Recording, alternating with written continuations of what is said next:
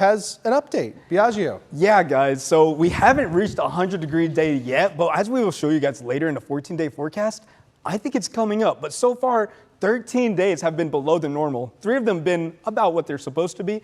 2 of them above the average. So taking a look at our satellite and radar right now, we have a severe thunderstorm warning here south of Waco, north of Austin. And here in Louisiana, we're having some heavy rain as well. But in DFW, we remain dry. And just taking a look at what's happening, we have a low pressure system sitting here, right where that thunderstorm line is, with that stationary boundary lifting up that moisture and creating that instability, which are causing these storms. Sure, it advances. Does it go? There you go. All right, Biagio, take it away. Go ahead. Metroplex, but if it does, it will not be long lasting, as by 7 p.m. there, as I'm covering it with my head, we're going to be dry into Sunday night for the remainder of Father's Day. But it's still going to be muggy. It may not feel great. It's totally up to you if you want to go outside or not. However, like we said, there will be a marginal risk, and we'll be keeping a watch on that. Jesse and Pete will, at least. I'm only here for today. Weekend forecastcaster, too. Just like Pete and I. Just like Pete and Jesse. That's right. Yes, awesome. Sir. We've been practicing. Listen, and you're going to stick with us here. Biagio's going to give you a... Right now, we're dry, and we're going to keep a watch on this, what we like to call a mesoscale convective system, which is basically just a line of thunderstorms. Now, this is going to come into our northern, almost along the Red River here in the Panhandle, going to reach across into parts of our area, DFW. We're going to keep it about 20-30% chance of rain for Sunday afternoon here in our northeastern counties. Bryan College Station included in the high risk, even in Houston. As we go towards Austin, we're sitting at about a moderate risk for fire danger. So there's a burn ban in effect. So the wind forecast for today, we're sitting at high 20s going all the way into the evening, even going just lowest 23-mile-per-hour wind gust as we get into even the afternoon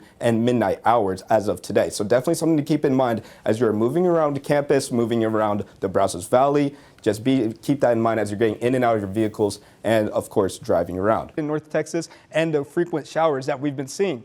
Our average first 100-degree day is supposed to be July 1st. It's July 18th today, so we're definitely behind schedule, as Jesse was saying. We've only had 2 years without 100-degree days, and we're supposed to have 5 of those by now to date. So I have a high pressure system and this jet stream that's going to come in that's really making these storm chances possible into today and tomorrow. But as we go into the rest of the week, into Tuesday, that high-pressure system is going to come in and sit central United States. It's going to bring in that heat dome that we are used to in Texas, bringing in hot temperatures here and rain everywhere else, as there is some troughing happening there, which brings in that moisture. Lower 90s, it feels a lot hotter than what it actually is, with our dew points being in the uncomfortable range at 70 degrees for that. So yeah, it feels like 98, 101 in Burleson, 100 in Hillsborough to the Brazos area. So as of today, 10 to 20 miles per hour winds, gusts up to 30 miles per hour, even a little bit more. As we go into the next couple of days, winds are going to shift from south to north, and those gusts are going to stay pretty high. 35 tomorrow, 25 mile per hours on Thursday. So, but today's high is going on Bryan College Station, 74 miles per hour, Belleville 73, and for the majority of the Brazos Valley, we're just in the low 70s. Normal high today is about 67 degrees. Now, the 3 main ingredients that you do need a thunderstorm. First, you're going to need some moisture, all right, and then you're going to need some instability, and then lastly, you're going to need some lift. What is your biggest red flag in a girl? You know, I don't like when she's too expensive. Do you know what else is an expensive red flag? A red flag warning, issued by the National Weather Service when relative humidity is under 15% and sustained winds are over 25 miles per hour. Now, this is similar to what we're experiencing here in College Station. The Brazos Valley region is currently experiencing wind gusts up to 30 miles per hour for the next couple of days. Alongside that, we are under drought conditions, which has made the Brazos Valley issue a burn ban for our region. So it's important to heed those burn bans, which means no outdoor burning, and take extra caution when messing with anything that could spark a flame. So stay safe out there and don't blow away eggs.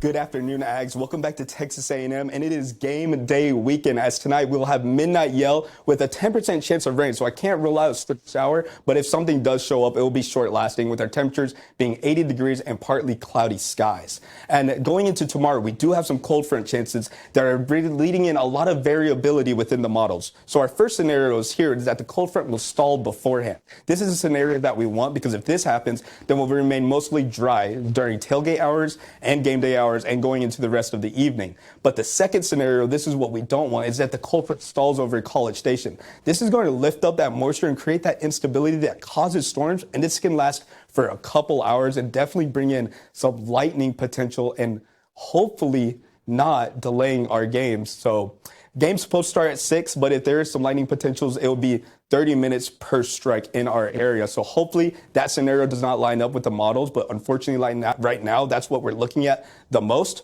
And our third scenario is that it goes through earlier in the day.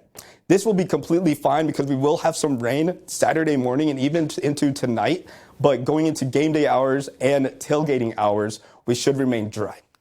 So the models right now are actually looking into that second scenario. Unfortunately, by noon, we'll only have a 10% chance of rain, temperatures being around 87 degrees with partly cloudy skies.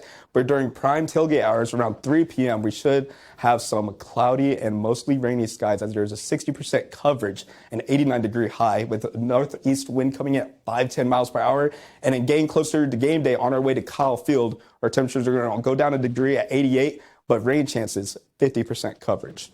So, again, this is what the National Weather Service has predicted for us. 50% chance of rain going into the first quarter. But into the rest of the game, guys, look at this. 10% all going into the second quarter, and then we should be dry. So you guys can put away those rain ponchos as we get into the fourth quarter and heading our way back home after our Aggie win.